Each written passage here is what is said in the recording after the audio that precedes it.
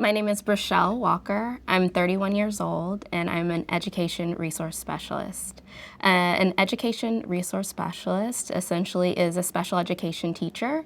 The only difference is instead of teaching an entire classroom of students at one time, I'm a case manager in that I see about 30 students throughout a day at different times within a small group learning environment. My largest group can be about 6 to 7 students at one time, and I'm working with students exclusively with learning disabilities. And those disabilities can range from mild to moderate learning disabilities, students with autism who are on the high functioning spectrum of the disability, students with specific learning disabilities such as reading comprehension, math comprehension, students who need support in writing. So I work with students varying in learning disabilities at the elementary level as well. So within a given year, as an education resource specialist, I am a case manager. So I'm responsible for the individualized education plans for each of my students. And with that, that includes me writing reports and holding the yearly meetings with each of the students and the individualized education plan team.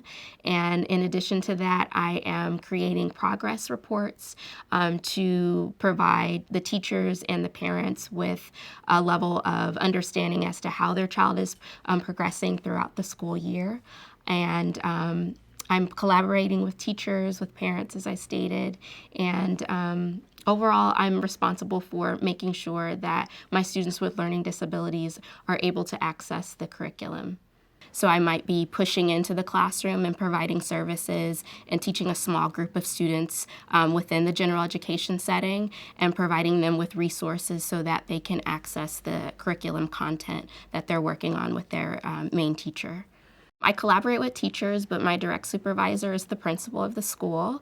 And so I work with the principal and the administration at the school. And I am a case manager in that I oversee all of the students on my caseload's IEPs.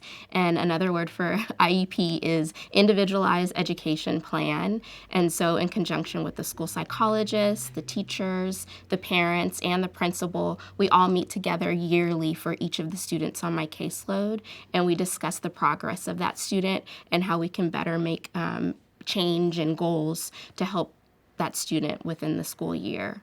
For a specific student that I might help within the classroom, I may do a small group within the back of the classroom after the teacher has done a overall lesson, and so I will provide that lesson in a way that the student can better understand it. So I'm bringing in visuals. I might take that student out of the classroom and we may do some movement or kinesthetic learning where they have tangibles where they can touch and feel. If they're working on a butterfly lesson, I might bring some visuals in about butterflies and just making sure that I'm teaching to that student's strengths. And every student has a strength, every student has a weakness, so I'm making sure that they're able to understand the lesson within the classroom through just bringing in resources and curriculum manipulatives.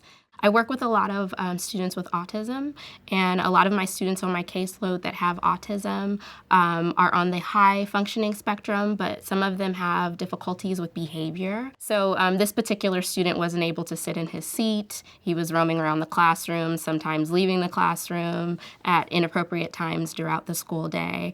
And so I made a behavior chart for him to make sure that he is rewarded every time that he is in his seat. He's focusing on the instruction that the teacher is providing. And so I would check in with him throughout the school day to make sure that he was able to meet his goals, and his goals are written on the log that he has on his desk. And so every time either the teacher saw that he was doing well or I checked in with him throughout the day and saw that he was doing well towards meeting his goal, we would give him a little sticker or a token. And so throughout the day, he would get a prize at the end of the day. So, and that's another part of my job. I'm always monitoring students' progress and behaviors in meeting their academic standards or meeting their behavior standards as well. I'm currently making $70,000 and I'm in my 6th year of teaching.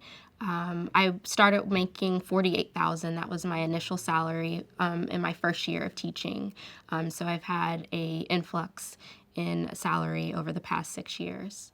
I don't get bonuses per se, but there is a salary scale that most school districts have, and you get an incremental bump every year based on your experience or based on doing continuing growth educational coursework. So if you are going by years, you would go down on the salary scale, but if you go by experience and you're taking educational coursework over those years, you'll move over to the right on the salary scale. And both of those, either years or the educational courses that you take as a teacher, can increase your salary significantly. However, there is a cap on the salary scale for teachers. So as a teacher, I have a retirement package, medical is included with that, and then I'm also paying into the teachers union as well.